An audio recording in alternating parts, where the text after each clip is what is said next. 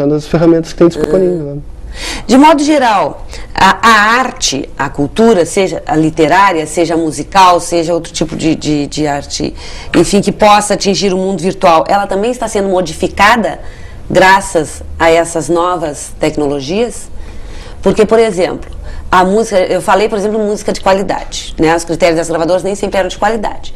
E aí a gente vê, eu não vou colocar aqui preconceito, mas alguns estilos de música em que a gente se questiona se tem qualidade, se não tem qualidade, né? Mas faz sucesso porque as gravadoras as lançaram nas rádios, na TV, enfim, porque algumas gravadoras são mais poderosas que outras, então quem está naquela tem mais visibilidade, né?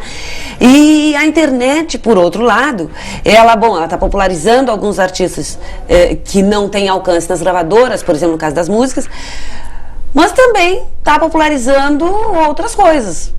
Quer dizer, o cara lança um vídeo ali no YouTube e ele faz maior sucesso porque tem milhões de acessos, né?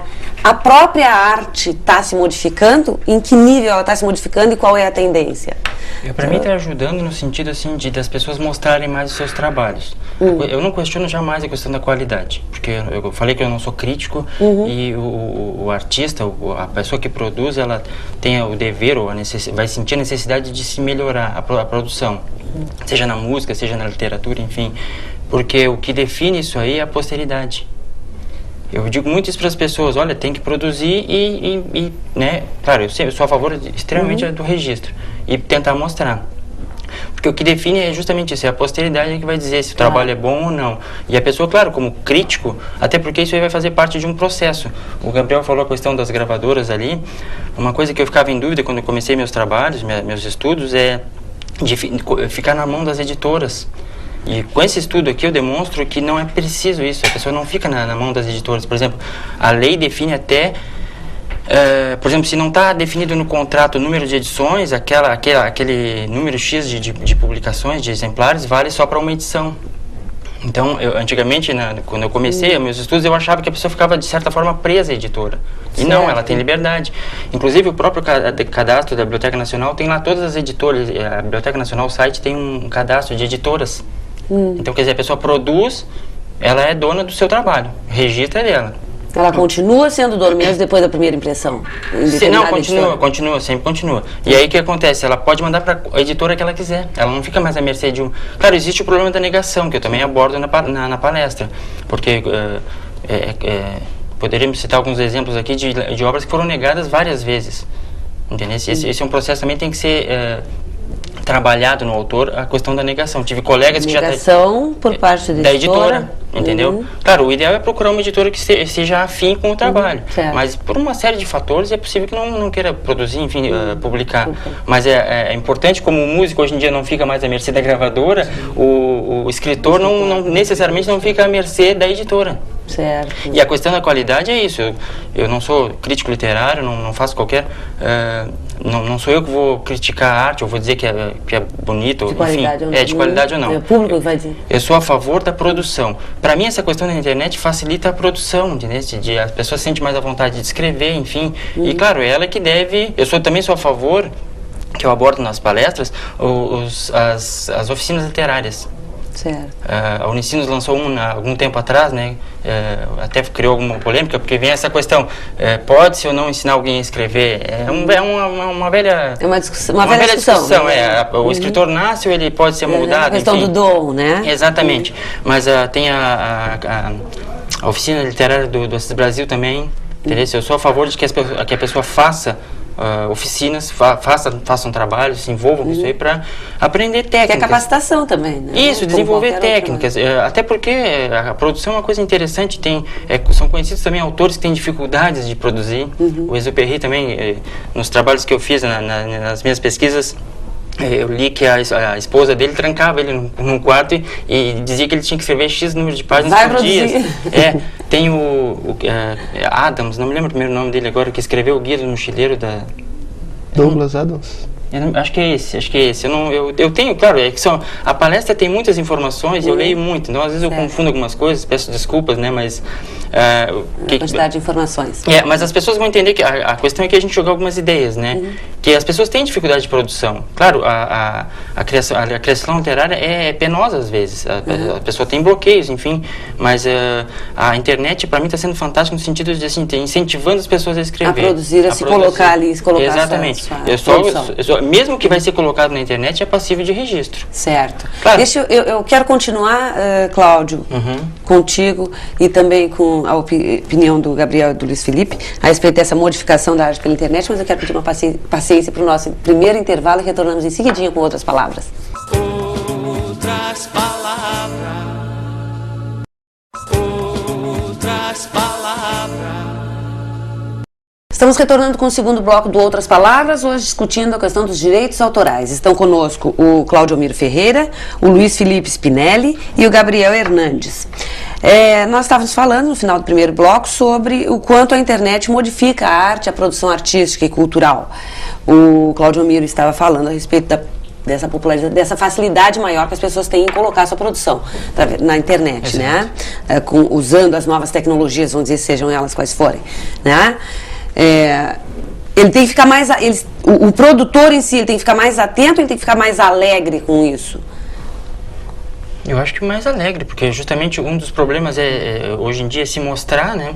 E a questão do blog aqui é diferente, eu acho que é um pouco diferente a temática do Luiz Felipe aqui, mas não é incomum também blogs que viram livros depois. Agora teve esse autor de novelas que lançou, claro, ele já tem uma certa projeção, mas tem duas moças que fizeram um blog modern, se não me engano, são mães, que elas sentiam a necessidade de trocar informações sobre essa rotina de mãe, de dona de casa. Elas montaram um blog, foi tão sucesso que também acabou se tornando um livro, entendeu? Quer dizer... A Clara Verbuck também, ela tinha um blog e acabou virando escritora, já tem até adaptação cinematográfica agora para um dos livros dela. Tem toda uma geração de escritores que estão usando blog na internet. Exatamente, então isso se a questão é a produção e o lançamento e a divulgação, claro que isso não tem como negar a vantagem que é a internet, entendeu? Só claro, tem que se registrar, eu não sei como é que funciona a questão do registro do site, mas eu sou sempre a favor do registro, porque para a pessoa não ficar à mercê depois de um processo longo, como é que vai se definir quem é o autor, quem não é o autor, compreende? E poder inclusive perder aquilo que criou. Justamente, a minha preocupação é essa, a pessoa ter a segurança do registro, saber que ela é a dona da sua obra, que ela pode mostrar para quem ela quiser, ela pode aceitar o que a editora propor ou não, tudo é negociável, e ter a segurança de ir produzindo, entendeu? Certo. E para vocês, gente, o que vocês acham como músicos, como fazedores de arte, essa questão da popularização, da modificação da arte, se é que muda um pouco a produção, graças ao mundo virtual? É fato que o progresso tecnológico ele vem sempre aliado em prol de ajudar, de melhorar no cotidiano das pessoas, né? E isso modificou várias diretrizes que há muito tempo eram sólidas. O direito autoral era sólido antigamente, hoje em dia já fica, né, Claudiomiro, ele já existem vários questionamentos a respeito. Já é mais maleável. Exatamente. E isso eu encontrei fatidicamente na pesquisa do meu trabalho, porque como o Claudiomiro defende ali o registro, a obra hoje em dia, até como a gente disse no outro programa, eu até vou repetir aqui, a obra hoje em dia ela nasce protegida, né? No momento que tu cria, só precisa de 3 elementos, precisa a criação, né? Obviamente, precisa ter uma originalidade, que ela tem que ser diferente de alguma coisa que já foi feita antes, e tu tem que exteriorizar essa ideia pro mundo exterior, né? Não adianta eu produzir uma coisa e deixar em casa, ela não vai ser uma obra, né? Não vai ser uma propriedade intelectual. No momento que ela atinge esses 3 aspectos, independente de qualidade, como o Claudiomiro frisou muito bem, atingir esses 3 aspectos, ela já vai nascer protegida. Se eu for para casa hoje, o Luiz for para casa hoje, a gente fizer uma música, independente de qualquer outra coisa, fizer uma música, botei no meu computador, ela é protegida, ela é minha, eu tenho direitos sobre ela, entendeu? Ou seja, ninguém pode teoricamente usufruir dela sem a minha... A tua licença. Exatamente, a minha permissão. Acontece o que Acontece que as pessoas, por já ter essa proteção, não procuram o registro. Mas o registro daria mais segurança na hora, porque se eu chegar na casa do Luiz, mexer no computador dele, roubar música pra mim, como é que eu provaria depois que no caso foi ele ou não foi ele, entendeu? A questão do registro acho que entra nesse aspecto da segurança. Ou seja, a obra já tem uma proteção, mas não tem a devida segurança. Tem outra importância também do ECAD, né, depois dos direitos autorais. Se a obra chegar a ter uma execução pública que seja razoável, o ECAD funciona bem isso, assim. Então, quem não tem o registro vai para lá, toda a execução, mas não tem o retorno para o artista. Não tem retorno financeiro. No caso, os intérpretes já têm o retorno na hora que fazem show, mas quem produziu é através do ECAD e daí tem que estar registrado. Tá. Aliás, o ECAD é uma das grandes polêmicas do país, né? Funciona bem ou não funciona bem do ponto de vista do direito autoral? Aí eu acho que é mais comum. Pelas pesquisas que eu fiz, acredito que o ECAD é um órgão muito criticado, né? Hoje em dia ele é muito criticado por não fazer exatamente o papel que ele deveria fazer. Existe uma fiscalização eficiente. De fato existe. Mas, na verdade, acho que o provento dessa fiscalização, no caso, multas e essas coisas, acho que na maioria das vezes não é de retorno. Não reverte para o artista. Exatamente. Não sei, Claudemiro pode dizer alguma coisa melhor do ECAD? Olha, o que eu tenho